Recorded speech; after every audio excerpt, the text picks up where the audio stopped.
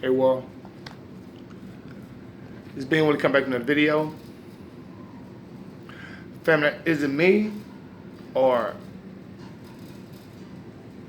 then this is basically, of course, an informative food for thought video for those who don't vote, okay? But I think it's important to be politically conscious because, see, what happens politically affects you economically, okay? You don't have to, be a part of the beast, so to speak, especially if you're not doing it on the local level, all right? If you're not voting for your city councilmen, you're not voting for city judges, if you're not voting for school board members in your kid's district, how politically conscious are you? I mean, let's keep it 1,000. I stopped voting, after Clinton. I voted when I was a youngster, when Clinton was running for president. Not because I was politically conscious, because that's what, Afro-melanated people voted. They voted Democrat, but the only reason I voted for him because I seen him on Arsenio Hall playing the saxophone, right? Now, how ironic is that? That now, you find out that as a young Afro-melanated brother, I think I was like 21, 22 when I voted. I think I was 23. Yeah. And it was funny because you think back of the crime bill that he passed, and the number of young Afro-melanated brothers that was locked up during that time, right? And so it's like, I think it's important that if you're going to be politically conscious, because that kind of threw me for a loop. And then, of course, when the third eye opens and you start realizing that a lot of the policies that are being created and this constitution that we're following is still the same constitution from the 1800s. You know what I'm saying? So it's like, wait a minute, I understand adding amendments and whatnot, but if it's the same mindset, to have a document that still is the foundation of this country includes such rhetoric that obviously states that there's a group of people that's disenfranchised. And if it's not going to be followed, why keep it? You did? I mean, what happened to reparations? I mean, they stopped talking about that. Well, that was just the flavor of the week. You know why? Because it's easy to talk about reparations, right? And like I say, you see Danny Glover, you see these guys so eloquently stated their case, but none of them presented numbers to Congress. None of them giving somebody something to think about, okay? And so all this talk, those who are really, have the numbers to present to Congress and whatnot, they don't get opportunity to speak, okay? I mean, just on some minute, numbers. I mean, if you just look at 1865, like I told you before my, previous videos, the GDP was like, what, 30 billion, I think, 5 billion, something like that. Let me see. Let me think back. I'm thinking the GDP in 1865 was like around about $5 billion, something like that, But if you look at the GDP now, it's like 21 trillion, right? And so if you just do the numbers, okay, $1 million back in 1865 is equivalent to like $14.3 million today, right? And so, if you look at that and look at the GDP, of course, a lot of the GDP was, that's goods and services produced in a country, right? That is your country's net worth, how much goods and services you produce. That means through trade and everything, right? So, you have to understand, if you talk about reparations and giving a certain group of people reparations, then you got to come with numbers, okay? And if you just do that, I mean, just base it on the GDP in 1865, you come up with like $7 quadrillion. All right? So if you're not that politically conscious, and if you know that coming up with this kind of information is not going to be heard, then stay on the local level. Okay, stay on the local level, and then that way you see that the people you put in office, you actually can see what they're doing. These are people that actually live in your neighborhoods, right? But once you start talking about congressmen and senators and presidents and whatnot, You're talking a whole different level of politics.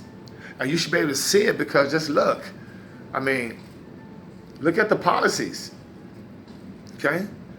There's no way that this whole week, and I think starting last week, Donald Trump, the President of the United States, has nothing to do with the Democratic presidential nominees or candidates. He don't care. It is him versus what they call the Dem Squad. If you get a chance to watch my previous videos about women of color, go check that out because it tells you this is crazy. This is an election, coming to an election year, right? Where, the Democrats are trying to, find their way to find out who's going to be one that represent the Democratic side. But these real actors right now are basically squabbling each other, but you got President Trump versus what they call the Dem Squad. What? Where's Kamala Harris and Booker and Biden and I guess whatever happened to Bernie Sanders? Okay? Elizabeth Warren. No one's talking about them at all, family. So you see how crazy this is? And if you a voter and you vote for president and this is what you're dealing with, really? See the distractions? They're not even talking about the detention centers no more. What happened to all the sympathy for that? Now they're talking about stuff that's irrelevant. And if you haven't heard, family, United States just knocked down an Iranian drone rather. Now you remember a couple of weeks ago, or 3 weeks ago, when Iran allegedly shot down one of the United States drones. We had video footage of that, right? Why do we have video footage of Iran's drone and us shooting it down? And why aren't we getting specific reasons why? You dig? So pay yourself first, family, because I'm telling you, this is the largest boom we've been in ever.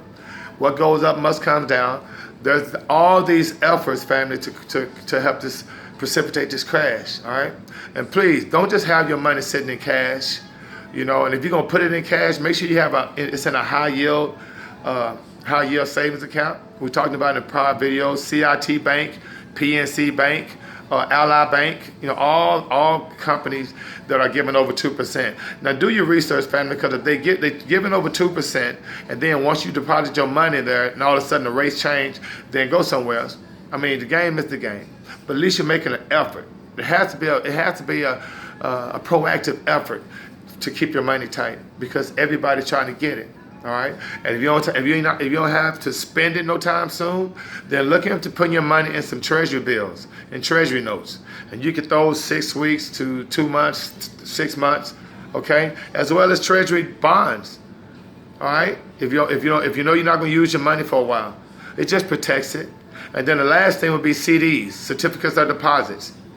Now remember, these are funds that you're not going to need, that don't have to be liquid anytime soon. But you don't want to just have it in a savings account that's every day eating out of it. Every day. And just do the math, family. And isn't it ironic and kind of strange that they don't teach us about taxes and interest in high school or even junior high for that matter? Family, do yourself and your kids a real service and teach your kids about interest and kids about taxes and how that works. You'll be amazed how much further along they'll be and how much better decisions they'll make. Because when they understand about interest rates, they're not just going to go and get those credit cards because they're going to see that 18%, 15%, 20% on a credit card, you're being robbed. You dig? Understanding how, at the end of every year, these are certain tax forms you have to fill out. Let your kids be familiar with those forms. Show your kid a W-2 form. Show your kid a W-4. Show your kid a 1099. Let them be familiar with these forms so when they get out of high school or while they're in high school working, it's something that they're familiar with. Have your kids calculate 20% of $1.50 and what that look like. Okay? You'll be amazed how that helps your children out in the long run. Okay? And so like I say, if you're dealing politically, but make sure your political consciousness is one that starts at the local level. Like I say, I start at the local level. I support this, the local councilmen, like people that's in the school board. You did? Now, what do you mean by support them? I check out and see what they're talking about. I look at their paperwork in reference to like our school district, the school district I work in, the city I work in, okay? I look at the balance sheets of the counties, of the school districts, to see how they're spending the money, all right?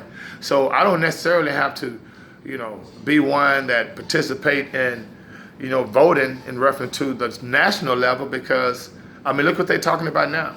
Like I say, to each his own family, but if you're gonna vote, get politically conscious, okay?